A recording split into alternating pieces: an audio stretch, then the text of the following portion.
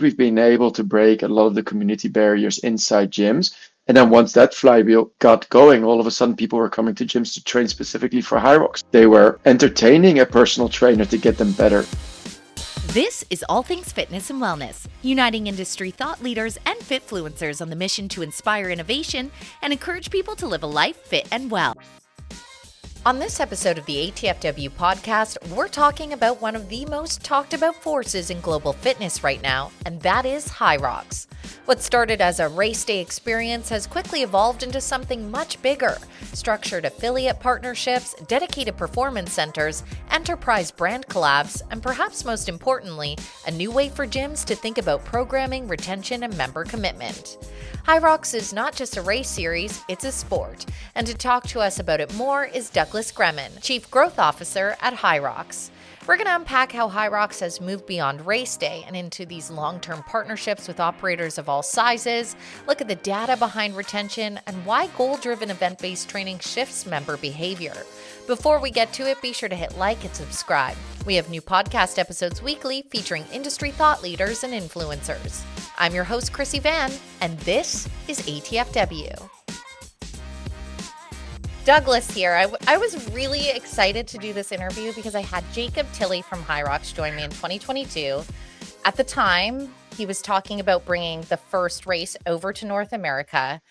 And now we know that there has been explosive growth in fitness racing. So we're going to dive a little bit into that story, also talking about your affiliate programs. But I started this by saying I was excited to talk to you until our pre-chat, where somehow I think I've just committed to a HYROX race at FIBO.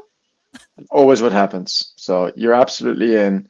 Can't wait. Going to put the fitness industry to the test a little bit and try to get many fun people to have a race, enjoy the experience. FIBO is going to be amazing. I think we've been there for a couple of years now, but for people to really now understand the sport, participate more and more, and we're seeing, a lot of fellow co-colleagues all of a sudden really changing their training habits because of getting race ready. So you're in it. That's exactly it. I think that's one of the things that attracted me to doing B2B in the fitness industry itself. Fitness industry, I think, is a really neat ecosystem because we do practice what we preach. It's what we instill in our lives. I'm curious the backstory of you, though, because you mentioned that Jacob and yourself had a relationship prior to you ending up in New York. So tell me a little bit about how that came to be. No, so Jacob was one of the first guys really pushing the needle on HYROX back in Hamburg in 2016, 2017. I was kind of in that ecosystem of sports marketing. So a lot of my Hamburg-based colleagues and I were training for the first ever HYROX called HYROX at the time. And Jacob Tilley was literally the first guy to take me through the HYROX paces, right? I'd never been on a ski erg before, didn't really know how to row, let alone push a sled, right? So he's the guy that pretty much gave us 3 or 4 HYROX introductory classes before showing up to the challenge of our lives, right? And literally 10 minutes before starting, it was like, okay, guys, you guys ready for your first HYROX? This is how you ski erg. I'm like, oh my God, okay, what are we in for? So no, that was an hour and a half of hell at the time. It's obviously been amazing how it's kind of become so mass adopted and mass accepted, not only the sport and the race, but also the way that the training has evolved throughout those almost 10 years now, right? Since the inception of HYROX. And in 2022, when you were speaking to him, I was working in the background to literally be sent over to the US to say, okay, guys, how can we make this work in the US? We had made a little bit of a false start in the US prior, slight introduction pre-COVID, and then we tried to reignite the brand post-COVID. But 2022 was really when we had a clear direction of a growth plan on how we would conquer the US. Looking 4 years ahead, it definitely wasn't easy. It's definitely a tough market to crack as a European fitness organization. But obviously, it's great to see where Jakob was in 22, and then last week selling 43,000 tickets in one day to the New York event. That's kind of been everything that's going on, and everything went wrong and everything went right in those 4 years, and it's been a massive learning curve. But an unbelievable experience to be part of the growth journey, but learned a lot on the way. Yeah, well, let's dive into that. I mean, what were some of the levers that you ended up having to pull, perhaps, that you didn't have awareness over until you were actually boots on the ground trying to make this happen? It was really much the same marketing trajectory in every market. The only difference was, of course, the US, and let's talk about North America generally because we also have the Canadian audience. Apparently, Yes. it's a big footprint, right? It's, you're in Vancouver. If you do something in Toronto, not everybody in Vancouver finds out about it. If you do something in New York, not everybody in LA is going to find out about it. And I think we came a little bit of the mindset that in Europe it was relatively easier, right? You do something in the Netherlands and you go to Amsterdam, and then 20 miles down the road, you have Rotterdam, and you're immediately tapping into the same audience, but also a small new audience, right? So the ability to continuously accelerate and build momentum on the back of one event to the next event just allowed us to grow very, very rapidly. And we just realized in the US that New York was growing in relationship to New York 12 months ago. LA was growing to LA 12 months ago. Nothing was really getting the flywheel going in the same way that in the UK we went from 500 to 2 months later 1,000 to 3 months after that to 2,000. And before you know it, we got to what we called critical mass at that time, 4,000 athletes to an event. That became our foundation level. And from there, we were able to grow. In the US and North America, it took us 4 or 5 years to get to critical mass, to 4 or 5 thousand participants. And then we realized that when we launched in Toronto back in 2024, 25, we immediately started with 4,000 participants. Why? Because the foundation was laid and all of a sudden that critical mass was there. But for us to get to critical mass in the US were 3 very expensive years, so to speak. Yeah, no doubt. But I'm imagining at this point, certainly paying off. I mean, I'm of the demographic, spend time on social media. Obviously, by nature of my career, I'm fed fitness content. And every couple reels, it's somebody that's on that training journey. So impressive. But another element of the ecosystem that's very important, and especially for our audience, is the fact that you have affiliate programs with gyms and working with these partnerships. So tell me a little bit about the role that gyms play in the long-term growth of HYROX.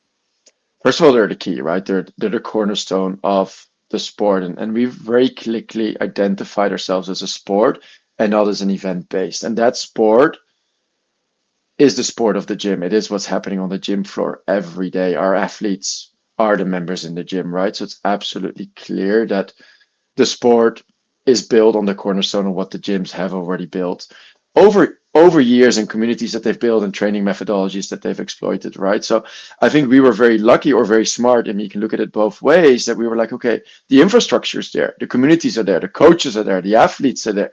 We just need to give them something to train for at the top, a goal to work towards, a sport to get behind. We were at Connected Fitness and later at Stanford this weekend, and we spoke a lot about shared suffering brings people together. And I think that's really been what we've been able to create. We've been able to break barriers. We've been able to create mini communities, or HYROX has facilitated the building of mini communities in those gyms that might have just been traditional group training, or they've been traditional, I'm going to walk in with my headphones and do my bench press and my own workouts, right? So I think we've been able to break a lot of the community barriers inside gyms. And then once that flywheel got going, all of a sudden people were coming to gyms to train specifically for HYROX. They were entertaining a personal trainer to get them better at HYROX. They were starting to build friendships around, hey, let's travel to Toronto, let's travel to New York together. And all of a sudden the dynamic around how this sport lives inside the gym has fundamentally changed the way that gyms are looking at HYROX and the way HYROX is looking at gyms. Shared suffering brings people together. It's so funny when you think of every conference that we go to and how the industry is trying to crack the code on creating third spaces and social wellness. Who knew that it all lied in the suffering? But I think No, that you're literally, I proof mean of it, the right? cold plunge is that shared suffering. The Yes. solid course is the shared suffering.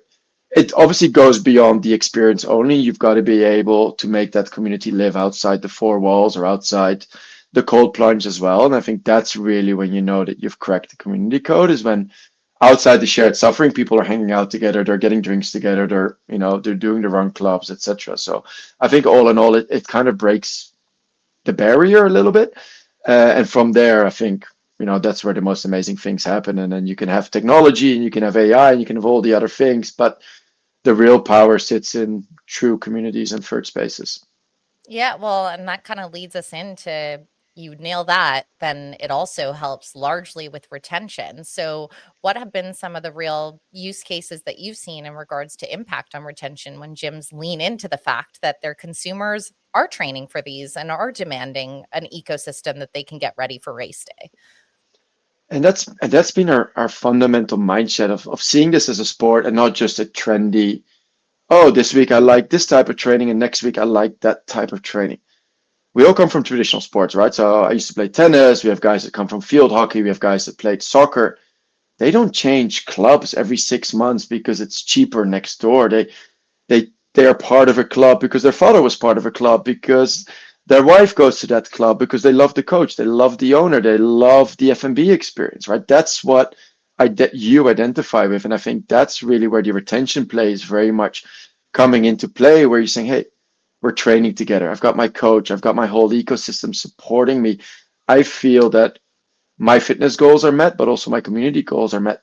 Then you're not going to be shopping around. So we've always said that the moment somebody signs up to his first race, you have at least a client for the first 9 months, because you know he's not going to change on that journey.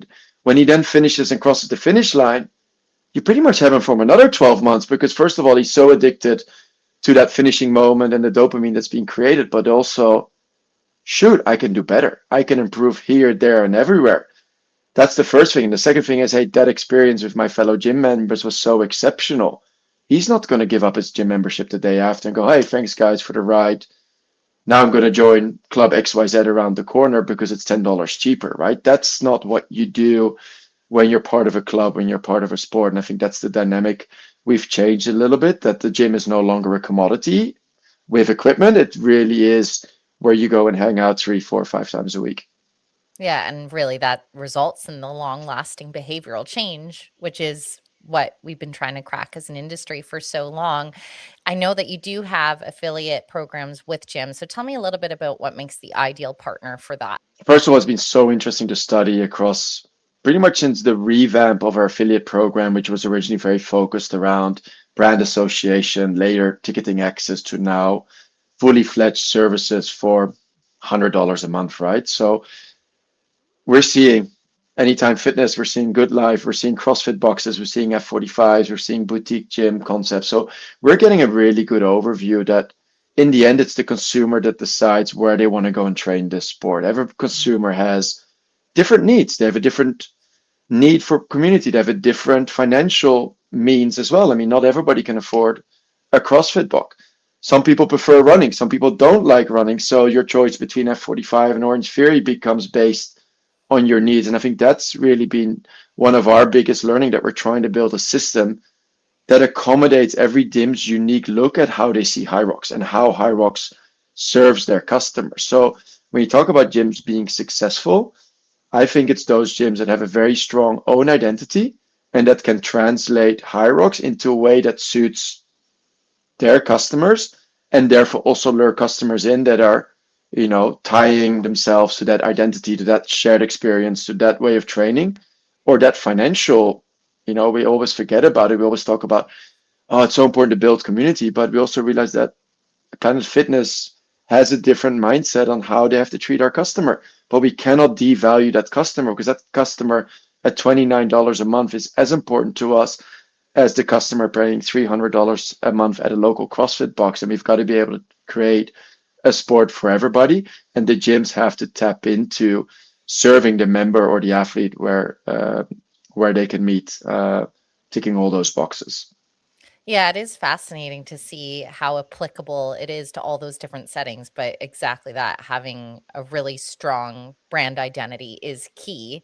Another element that's key in any path of growth is generating strategic partnerships. So, obviously, gyms are logical for your teams, but you've also done some really interesting ones as well, working with surf dating. And one of the things I've quoted so many times on this podcast is that run clubs are the new dating apps. And there really is this shift because there's just not as many in-person spaces that people are meeting. We're seeing consumption of alcohol in bars go down. So tell me a little bit about your thought and strategy, because you talk about how gyms need to really know their audience and then cater to that. But it seems like you're doing the same thing in HYROX of who are we serving and where are they at in life and how can we meet them there? it's always a super interesting discussion around who do we partner with, who don't we partner with, and do we make a selection or do we not make a selection? I think we have to firm up there. I mean, obviously, 2 years ago, it was every dollar coming in isn't dollar earned. And when we have to grow the business, we have to get into growth mode, right? But I think now we're in a slightly different position where our number one priority is the athlete. Our number one priority is the member. Additional revenues is nice, but can we really find brands that can enhance the athlete experience, that can bring something more to the table? And of course, very clear in the endemic space of, let's say, energy drinks or nutrition or footwear and apparel. Those are all givens that are very natural extensions to what the sport is all about. But how can you learn an insurance company, a bank, a dating app? Slightly different, of course, but we're seeing that these brands are bringing something new to the overall experience, and they're bringing the after party to life, because we truly believe that the celebration is just as important as the journey towards that, right? Being able to celebrate with your community the hardship you've just gone through, and build new relationships on the back of that. So I don't think necessarily it's about, oh, now we're fully behind a dating app. I think it's more important that we find partners that help elevate the overall event experience. And like Surf Dating have taken ownership of the after party, and that's also as important as the guy that's taking part of the hydration during the race, because it's all part of the athlete journey, and we're trying to recognize that the journey doesn't stop and start at the start line and the finish line, and we're trying to build a more holistic lifestyle around it and find brands that can tap into that narrative. Yeah, how much has that athlete journey changed from when you initially started to what the race day looks like now? It's constantly changing, right? So going to Phoenix a couple of weeks ago and realizing it starts here in New York at the airport with certain gyms coming with 15, 20 people, to then jumping in an Uber at the airport, getting to the experience, finding the right hotel, athletes finding really cool travel destinations, athletes going on cruises, athletes going to training camps. Like, everything is generically changing around what an athlete, or how an athlete identifies himself as a HYROX athlete, and how he's filling in his life gaps, right? It's not only how he goes to the gym, it's not only how he shows up to an event, but it's literally how he's filling in the dots 365 days a year. And we're trying to find more touch points and ability to bring other brands in, but also for our ability to cross promote, cross sell, and bring value added services to the athlete experience or to the gym experience by empowering the gym to do more with their athletes, right? So we're very much thinking about what are some of the services that we can bring to the gym that can subsequently help improve the athlete's performance. So think about generic assessment scoring, to business tools and tips and tricks programming, running collections, right? We always talk about that HYROX is a running sport, but how do we empower the gym to bring running more to life with the right technique training, the right programming, track days, run clubs, like you mentioned as well. Like, we have to offer so much more to the gyms nowadays so that they can service their member and their athlete better than they did before.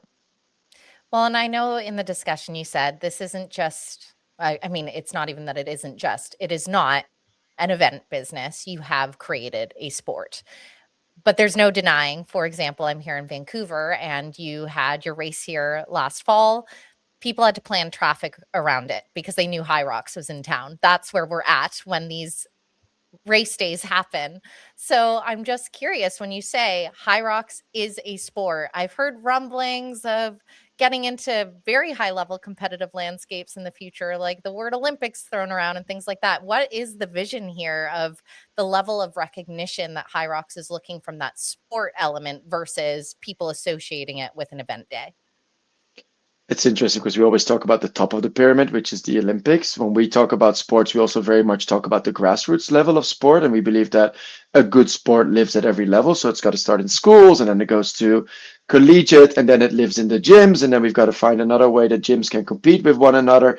Then you go to our events, and then you might end up at the Olympics or in one of our pro league series of racing. Think F1 of HYROX, right? So we valued the grassroots as importantly as the Olympic aspiration, and we've got to be able to serve the athlete at every level, which is probably the vision. It's harder in the execution, right? So how do you get HYROX into school programming is probably our next biggest challenge. But I think we truly believe that if we want to serve as the top, we also have to service the bottom of the food chain and really be able to bring next generation talent through the ranks of the sport. And I think that's the beauty of the philosophy and the vision that we have, is that we're not only trying to be the top of the sports ecosystem where we're only servicing the elite athlete, but we're thinking it through not only for this generation, but for generations to come.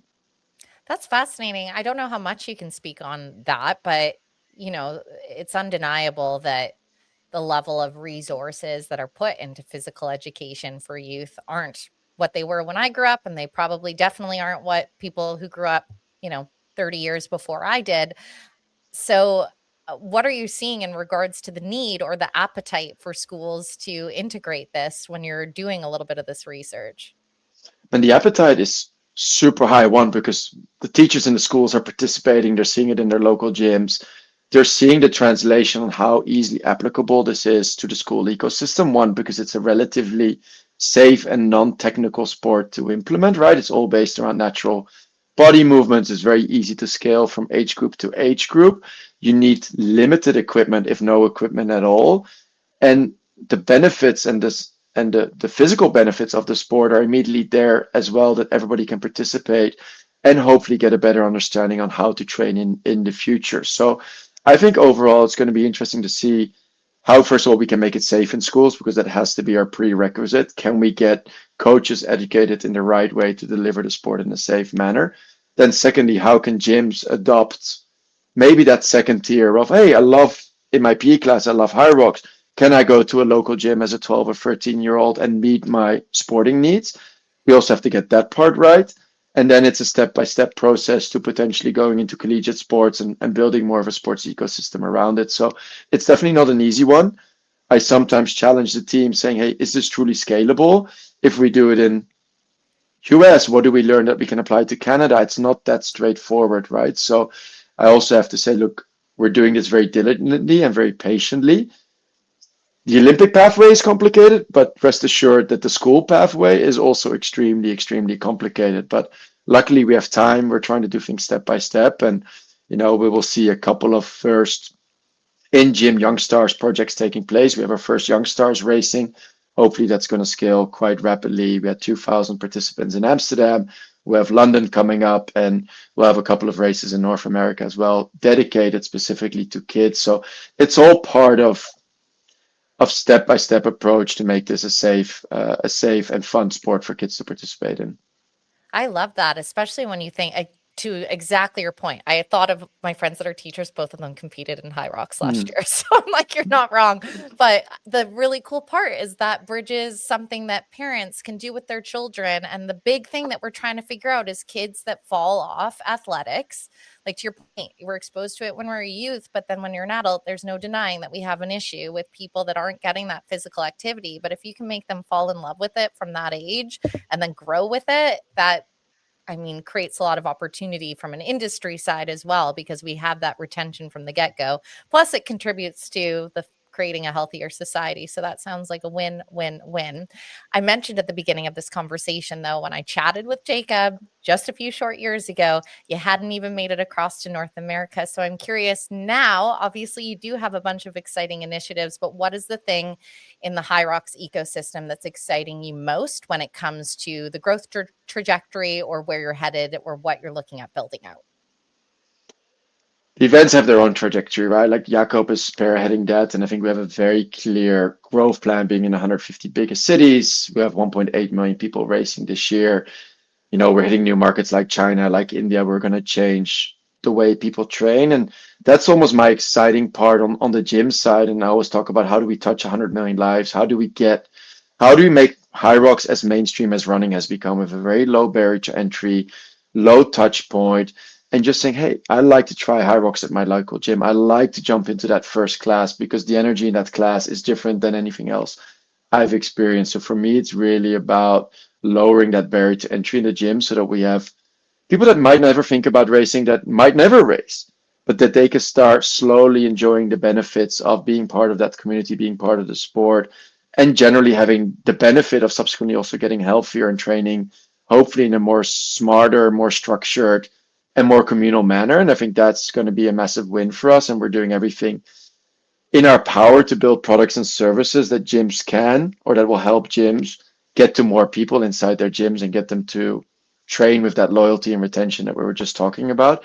And the end goal could be a race, but I don't want that to be the only focus because we can only accommodate so many races, right? 42,000 athletes in New York with a wait list of 30,000. So we cannot serve everybody's needs on the event day. So we really want to make sure that we get really a large cohort of people just enjoying HYROX as a sport in their local gym.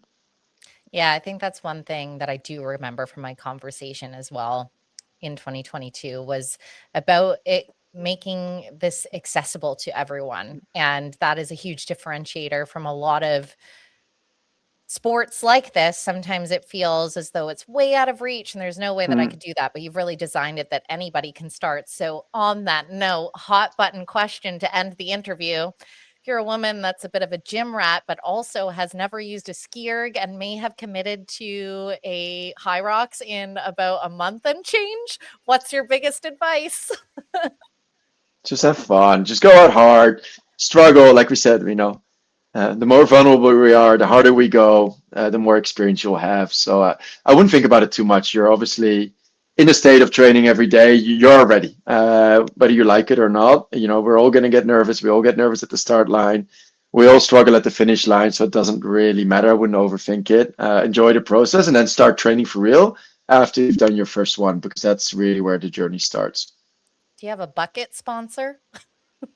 Ooh, we do have a bucket spot, but for two reasons. actually One have is to get, no, we don't, but we have two reasons for buckets, as you know. One is to measure wall ball depth, and the other one might be for the one that we don't want to close this interview with. It's super fair. But if anyone that knows me and my workout style, when I'm in go hard mode, unfortunately, that's a byproduct. So At least we know now. We'll put it on your t-shirt. We put it on your t-shirt. Stay away at the finish line. Yeah, exactly. Well, Douglas, I really appreciate you updating us. It's been a super cool story to watch in the industry, honestly. And I think at the end of the day, all of us can get behind a sport that is encouraging people from youth to adult to just get started. And no matter what it looks like, it's an accomplishment if you are getting started. It's an accomplishment if you cross a finish line. And it's really exciting. And I do look forward. Will I see you in FIBO then? Absolutely. We'll be at the start line together. Brilliant. And if people want to connect as well, will you be at HFA in March? HFA, my team will be there. I'll be at FIBO, Douglas at HYROX.com. Like I said, we're always willing to learn, open ideas. We can only get better. So any feedback, any great ideas, the more the better. Brilliant. Well, thank you so much, Douglas, for joining me on ETFW.